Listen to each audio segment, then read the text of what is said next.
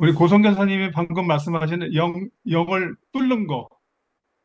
오늘은 그 제가 말씀을 전하면서 이, 이 말씀을 듣는 우리 아들람 전체 식구들이 영뚫의 그 경험을 해서 예수님이 우리를 위해서, 예수님이 에, 하- 있는 자를 위해서 중보기도 하는 소리를 좀, 좀 들어보고 직접 경험하는 그런 시간이 되기를 기도합니다. 에, 오늘 제가 드리고자 하는 말씀은 그 우울증을 극복한 링컨과 마틴 루터에 대한 내용을 같이 나누고 그분들이 어떻게 우울증을 극복했는지 같이 한번 깊이 이해하는 시간을 가졌으면 좋겠습니다. 또한 우울증을 경험하는 사람들이 자신에게 비추어진 자신과 세상과 미래에 대한 인지 왜곡을 하나님 말씀으로 바잡아서 두려움을 몰아내고 마지막 이제 세 번째는 우리 성도들을 향한 하나님의 중보기도 이게 그 영계 또 하늘과 땅에서 이루어진 일이라 우리 눈에 보이지 않고 직접 육신에 귀로 들지는 않지만 에, 영의 눈을 들어서 믿음으로 예수님의 그 중보 이것을 좀 경험하고 체험하는 그런 그렇게 됐으면 좋겠는데 예수님의 중보기도가 사실은 그 딱 이렇게 손에 잘 잡히지도 않고 귀에 직접 안 들리니까 우리가 이걸 좀 이해하려고 그러면은 그 피그말리온이라는 그 그리스 신화 얘기를 좀 인용을 해서 예수님이 성도를 향해서 어떻게 기도하고 계시는지 하는 것들을 우리가 좀 알아보고 깨닫고 그리하여 우울증으로 힘들어하는 우리 모두가 다 치유되는 그런 역사가 경험됐으면 합니다. 관련되는 성경 구절은 지난번에 그 우울증 그 묘약 말씀드릴 때 관련되는 그 성경 구절과 같은데요. 요한일서 4장 18절에 보면은 그 사랑 안에서는 두려움이 없고 또 하나님에 대한 온전한 사랑을 경험하게 되면은 그 믿음으로 인해서 두려움이 내어 쫓긴다고 얘기를 하고 있습니다. 그리고 하나님께서 우리에게 주시는 것은 두려워하는 마음이 아니고 하나님을 사랑하는 능력, 또 이웃을 사랑하는 능력, 그리고 자기 자신을 알아채는, 자기 자신을 근신하는 그런 자기 자신을 성찰하는 그런 마음이라고 이해하면 좋을 것 같습니다. 링컨 대통령 같은 경우에는 그 원래 그 유전적으로 부모하고 친척들이 그 정신건강에 문제가 좀 많았습니다. 그래서 이 어렸을 적에 어머니하고 여동생이 죽고, 그리고 자기하고 그 사랑을 나눴던 그 여자친구도 이제 죽게 되는 이런 개인적인 상실을 많이 겪었고, 그다음에 대통령이 되면서 남북정전을 치르면서 엄청난 정신적인 스트레스를 받다 보니까 이제 본인의 삶은 아주 깊은 우울증, 또 슬픔에 대한 경험, 일상생활에 굉장히 이제 힘들었던 거를 이제 우리가 알 수가 있어요. 그래서 이분은 그 증상이 이제 불면증, 또 자살 충동, 또 고립감 이런 것들이 있었다고 하는데 이분이 이 우울증을 극복하는 방법으로는 유머하고 농담, 그 주변 사람들에게 긍정적인 그 영향을 미쳤고 또 일에 몰두하고 친구들하고 이제 대화하면서 감정 공유나 이야기를 나누면서 심리적인 지지를 받은 이게 음, 우리의 지지 그룹하고 막 같은 거겠죠. 그다음에 문학과 시, 또 자연 속에서 시간을 보내는 이런 방법으로 우울증을 극복했다고 합니다. 마틴 루터의 경우에는 그 원래 이분이 그 전공이 법학, 그러니까 버지가 법학을 전공하라고 계속 그 요구해서 이제 법률가의 길을 가려고 했는데 이분이 이제 신앙을 가지면서 이제 로마 카톨릭에 대한 신학적 교리에 좀 깊은 의문을 가져서 좀 갈등이 있었고 특히 그 중에서 가장 에, 의문이 들었던 게 과연 이 인간이 어떻게 구원을 받을 수 있는가? 또 인간에 대한 죄 이런 것에 대해서 너무 그 생각을 많이 하다 보니까는 극심한 불안감에 이제 있었다고 그러고 그다음에 이제 교황청이라든가 정치적 권력자로 인해서 아주 정신적 스트레스가 아주 많았다고 합니다. 그래서 교황청하고 계속 대립하고 각을 세우는 과정에서 이제 정신적 고통도 이제 많았고 또 그걸로 인해서 극심한 불안, 절망, 신앙적인 회의, 이런 고립감 이런 것들을 엄청 그, 어, 경험하는 그래서 이런 거를 극복하기 위해서 신앙을 재확립하고 특히 여기서 공동체와의 교류인데 그 마틴 루터 영화를 보다 보면은 그 동료들하고 교류를 통해서 지지를 많이 받는 것들이 좀 알 수가 있어요. 그래서 이 당사자하고 당사자를 지지하는 지지 그룹이 얼마큼 중요하다는 거를 이 그 마틴 루터나 링컨 대통령을 통해서도 분명히 좀 알 수가 있죠. 근데 마틴 루터는 기도와 명상에 힘썼고 또 자기 정신적 고통을 해소하기 위해서 이 글쓰기를 많이 했고 또 음악과 찬송을 통해서 이제 극복을 했다고 합니다. 자, 그러면 이제 그 우울증이나 조울증으로 해서 정신질환을 갖고 있는 분들에게 치료하는 방법이 지금 크게 몇 가지가 있는데 그 정신분석학 그 프로이드 방법론 같은 경우는 굉장히 시간이 많이 걸리고 그렇게 가성비가 높지 않다고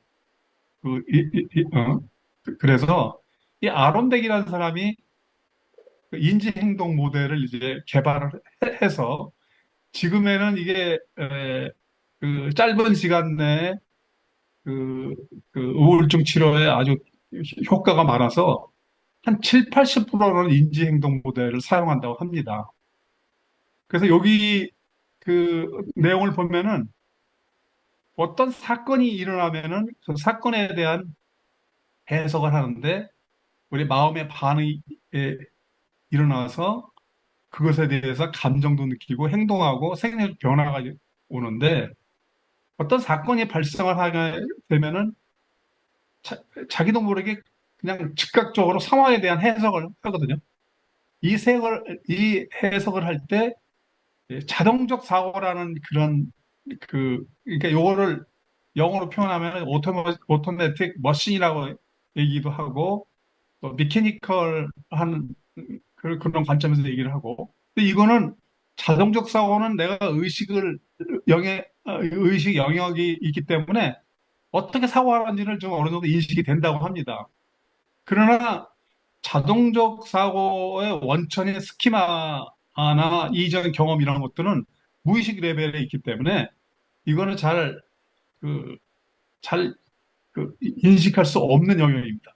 그래서 우리가 갖고 있는 그 핵심 믿음, 이게 무의식에 아주 잠겨져 있는데 이, 이 자동적 사고를 만들어내는 스키마에 대한 그 이해가 필요한데 이 부분은 아마 지난번에 고식환 선교사님의 스키마에 대해서 자세히 설명도 하고 또 인지 왜곡에 대한 12가지를 설명한 적이 있죠. 그걸 보면은 어떤 사건이 일어나서 자기도 모르게 순간적으로 자동적 사고로 인해서 해석을 하는 거. 요게 이제 해석을 할 때 이제 도움이 되는 생각이 있고 도움이 안 되는 생각이 있는데 이런 것들을 이제 에, 에, 좀 생각을 하면서 그 우리가 그 어려운 상황에 처했을 때 내가 어떤 사고가 튀어나오는지 그리고 내 마음의 반응이 어떤지 또 감정이 어떤지 이런 것들을 자세히 살펴보고 알아보는 게 굉장히 중요한데 최근에는 이거를 마음 챙김이라고도 얘기를 많이 합니다. 예.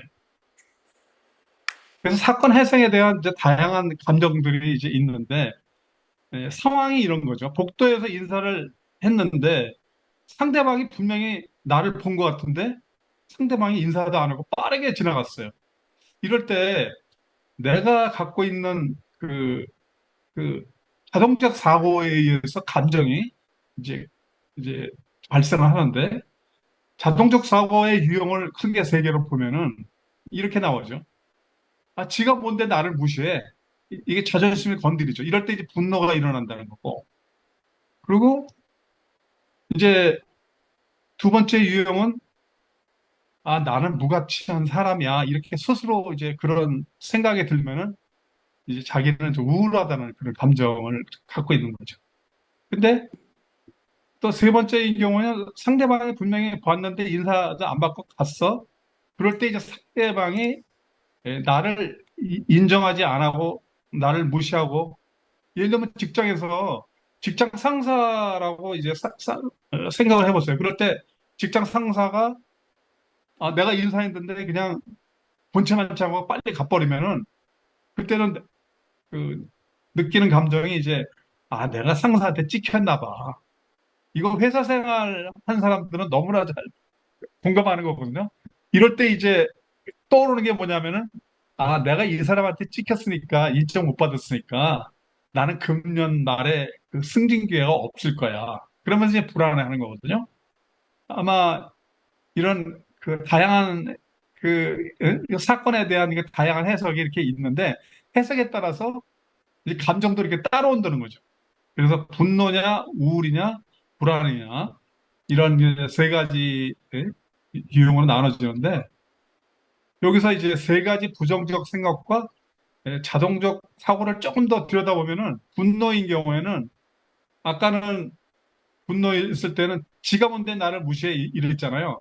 그러니까 내가 무시당하고 또 기대에 무너지고 또 부당하고 또 때로는 나의 실수를 생각하게 되면은 이제 분노가 일어난다는 거고, 그다음에 불안은 이제 에, 앞에서 보면은 나는 무가치 불안은 나는 찍혔나 봐. 그러니까 나는 그 앞으로 연말 되면은 나 승진도 못 할 거야. 그리고 내가 뭐 알바 지원서를 냈는데 아마 이번에 그 이력서 내도 내가 알바해서 안 될 거야. 이런 이제 그 위험이나 해로움을 이제 얘기를 한다는 거죠. 그리고 우울증인 경우에는 자기 스스로의 매력이나 그 능력에 대한 자신감 부족인데, 되게 보면은 사실은 에, 저울로 아니더라도 사실은 우울감을 느낄 때 자신감 부족에서 오는 경우가 굉장히 많거든요. 그러니까 이제 이런 부정적 사고와 이 자동적 사고의 연관관계가 이렇다는 거를 어느 정도 염두에 두시고, 이제 스키마를 보면은 스키마가 뭐지 할 때, 스키마는 이제 그 내가 나를 보고 내가 세상을 보고 내가 미래를 보는 것. 그러니까 내가 나 자신을 보고 세상을 보고 미래를 보는 일종의 세계관 같은 건데, 이제 스키마에 따라서 이제 나를 보는 해석이 달라지고 세상을 보는 해석이 달라지고 미래를 보는 해석이 달라지는데, 두 가지 극단적인 예를 한번 들어보면은, 내가 나 자신을 바라볼 때 이제 이 빨간 줄로 써놓은 게 있잖아요. 나는 형편없는 존재야. 그러면 이제 자기가 무가치하다는 생각이 들어가죠. 그리고 또 그런 무가치하다는 생각이 들어가면은 이 세상을 바라볼 때 어떻게 하죠? 아, 세상은 정말 생존 경쟁이 심하고 정말 살벌해. 이런 생각이 들어가고, 또 자존감이 떨어지는 내가 미래를 볼 때는, 아이고, 뭐, 내가 아무리 해봐야 되지도 않을 건데, 아유, 그러면 아예 죽어버릴까? 근데 그러니까 이거는 자살 충동이 이제 올라오는 거죠. 이럴 때 이제 나만 죽어버리는 건 아깝지? 다른 사람들 다들 죽여버릴까? 뭐 이런 거.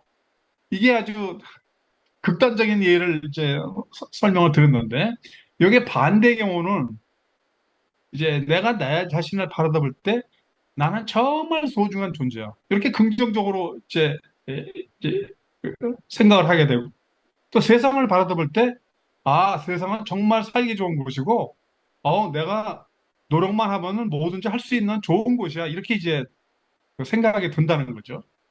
또 이제 미래를 볼 때도, 아, 미래에 아주 밝은 일이, 좋은 일들이 많이 생겨날 거야. 이렇게 이제 긍정적으로 이제 간다는 거죠. 그래서 이 자동적 사고 같은 경우에는 자기 존재에서 순간적으로 나오는 그 생각들인데,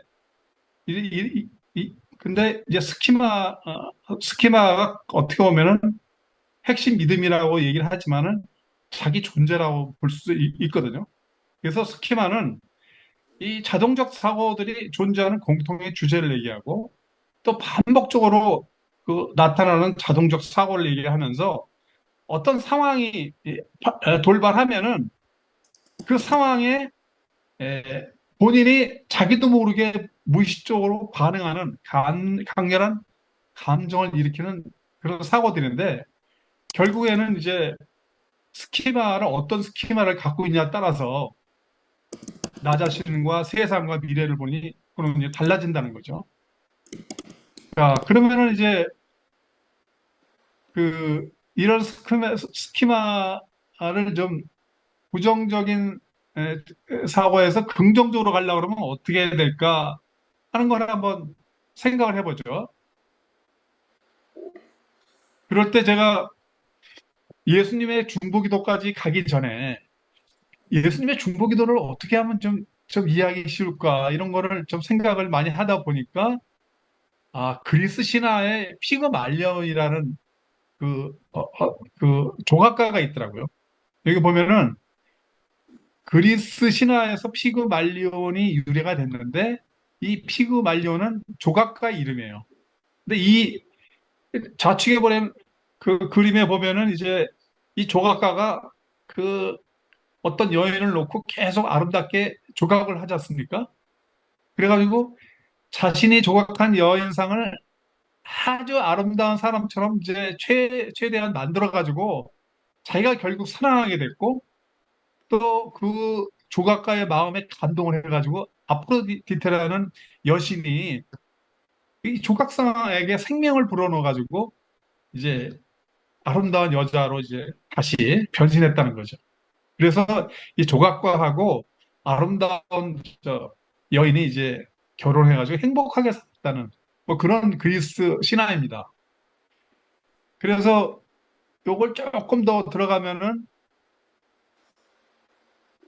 이 피그말리온이라는 심리학 용어가 이제 만들어졌는데, 여기 좌측에 보면은 상대방에 대한 기대나 또 믿음에 따라서 또 상대방이 또 그 행동과 반응이 달라지는 거죠.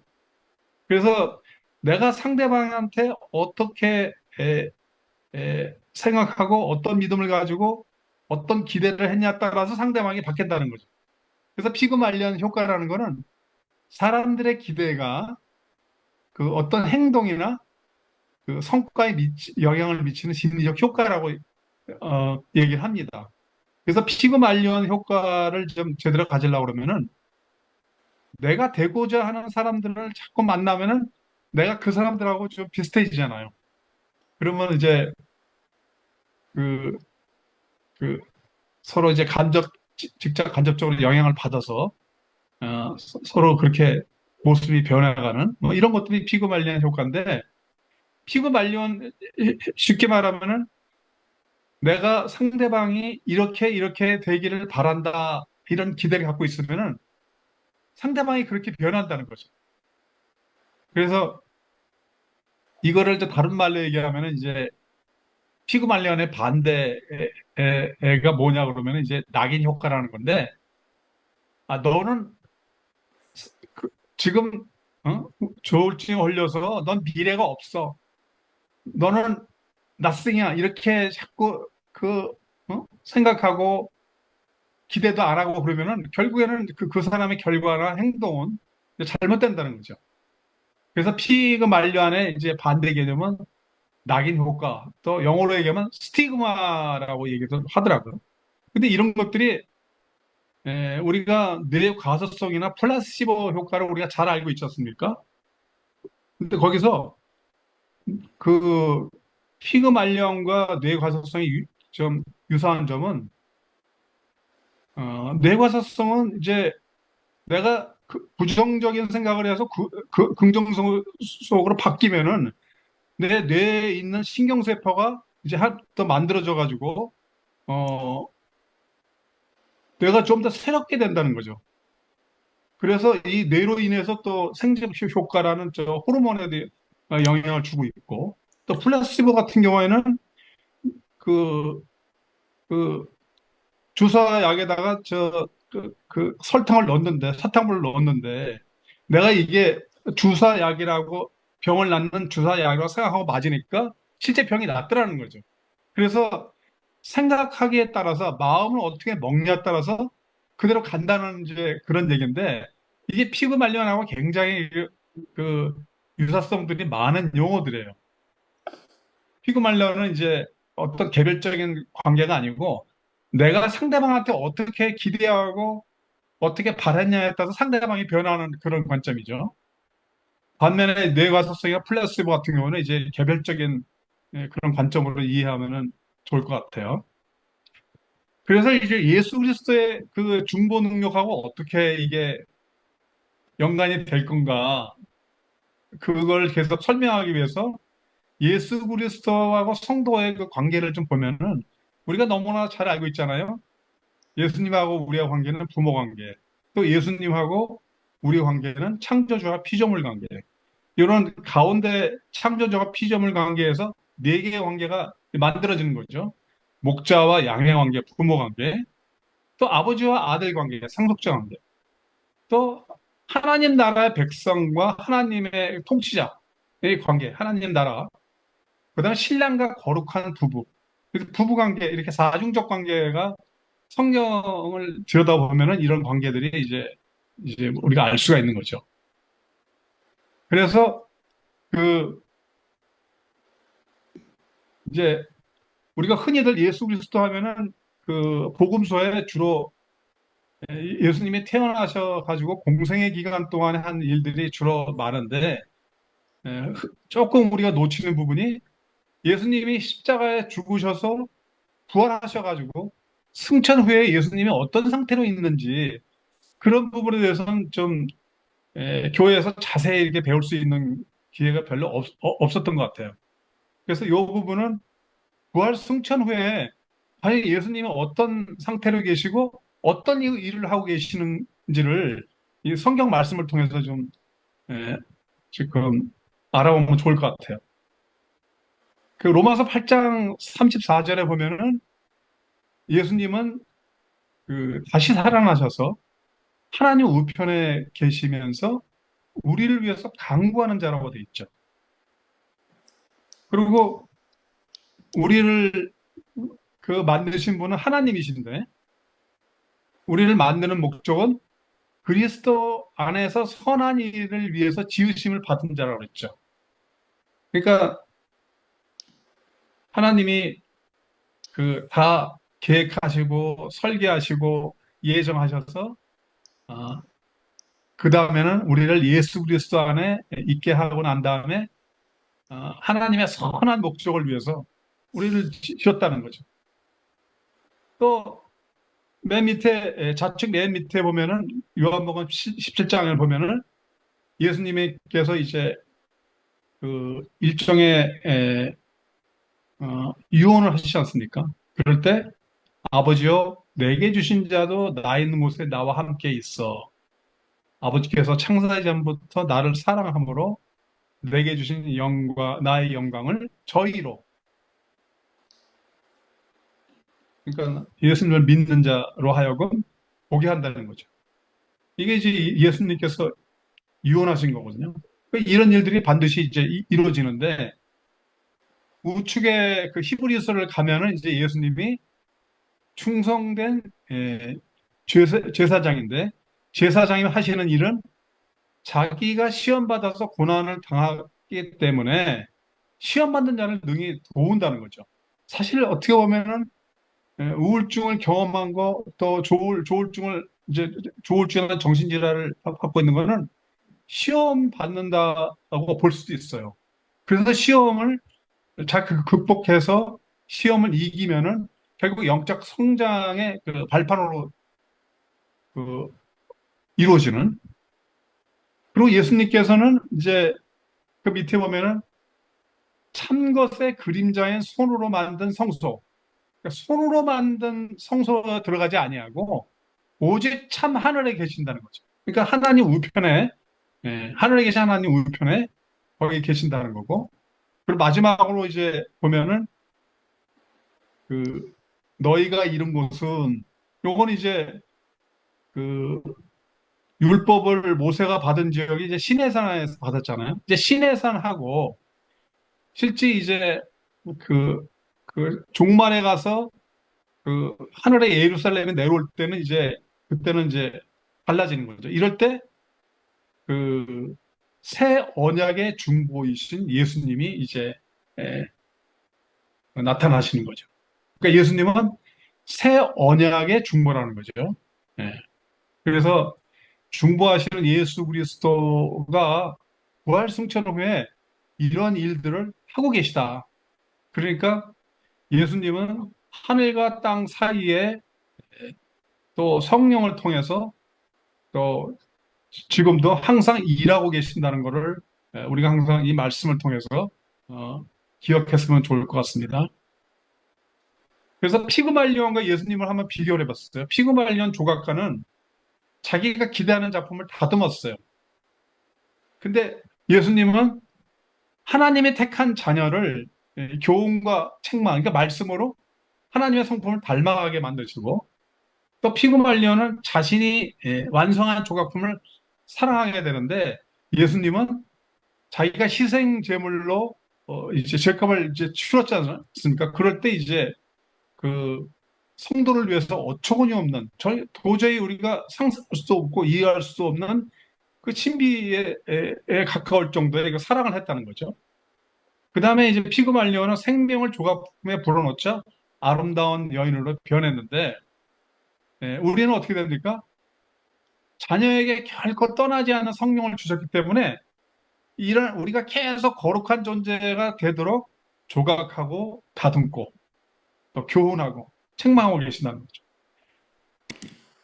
그런데 최후에는 피그말리아는 그녀와 평생을 행복하게 살았는데 우리는 거룩한 신부로 천국에서 영원히 살아간다는 거죠. 이렇게 이제 에, 달라지는데 이거를 우리가 아둘람 우리 한운을 가족에게 적용을 하면은 가족과 당사자의 관계는 가족은 조각과 피그말리안처럼 당사자의 정신 건강을 위해서 간절한 바램과 기대를 가지고 이미 치유된 모습을 상상하면서 기도를 해야 되는 거죠. 예수님이 당사자를 사랑한 것처럼 아주 진정성 있게 당사자를 사랑할 수 있는 능력을 달라고 예수님께 기도하는 거죠. 그리고 당사자가 그 부정적인 생각이 사라지고 두려움이 사라지고 긍정적인 생각과 평안의 감정이 일어나도록 또 중보기도 하는 거죠. 또 동료 지원과 하고 당사자의 관계는 당사자가 겪고 있는 삶의 상황을 이해해야 되잖아요. 그 사람이 겪고 있는 주관적 현실, 감정, 생각 이런 것들을 예, 이해해서 당사자가 자신과 세상과 미래를 어떻게 보고 있는지 헤아려 보고 당사자가 사건에 대한 반응, 또 공감적 대화를 통해서 생각과 감정과 행동의 그 생리적 반응의 연쇄적 관계를 알아봐야 됩니다. 결론적으로 우리 아둘람 그 지체들은 당사자의 관계가 어떻게 돼야 되냐면 당사자가 겪고 있는 고통과 아픔이 어떠한지 지극한 관심을 가지고 격려하는 마음의 자세가 필요한 거죠. 그래서 결론적으로 예수님께서 하늘에 계시면서 하나님 우편에 계시면서 자기 백성을 위해서 하늘에서 중보하는 모습을 피구말리안을 좀 기억하면서 예수님의 모습을 떠올리면서 당사자 마음의 평강과 기쁨을 위해서 이제 기도하는 거죠. 그래서 마지막으로 이제 결론을 말씀드리면은 이 우울증은 인류의 보편적인 질병입니다. 우울증을 그 피할 수 있는 사람은 없어요, 사실은. 링컨이나 루터처럼 위대하게 보이는 사람도 인간 내면을 들여다보면 아주 나약한 인간이었어요. 그들이 겪었던 우울증을 연구 탐구해서 우울증을 어떻게 극복했는지 깨달아서 그들이 그, 그 갖고 있는 어떤 그 비법들을 우리 각자에게 적용하는 게 필요할 것 같고요. 또 상황이나 해석에 그 자체에 힘이 있는 게 아니라 상황 자체에 힘이 있는 게 아니라 상황에 대한 나의 마음의 반응, 또 상황을 나의 사고, 나의 생각을 가지고 해석을 하는데 그 우리의 생각에 따라서 감정과 행동이 결정된다는 거죠. 분노와 우울과 불안을 일으키는 자동적 사고, 자신의 스키마가 어떤지 그 알아차림이라는 그러니까 마인드풀리스라고 그러잖아요. 알아차림을 통해서 자기 성찰을 통해서 이제 알아봐야 되는 거죠. 그래서 피그말리안 효과는 상대방에 대해서 긍정적인 기대와 부정적인 그 생각에 따라서 상대방이 아름다운 존재가 되거나 아니면 추하고 부족한 존재가 된다는 거죠. 그래서 결론적으로 예수님께서 하나님 우편에 앉아서 중보기도하는 거를 또 생각하면서 예수님의 성도를 보호하신 것, 중보하심을 항상 기억해서 알아차림으로 우리 내면의 두려움을 몰아내야겠습니다. 이상 마치겠습니다. 감사합니다.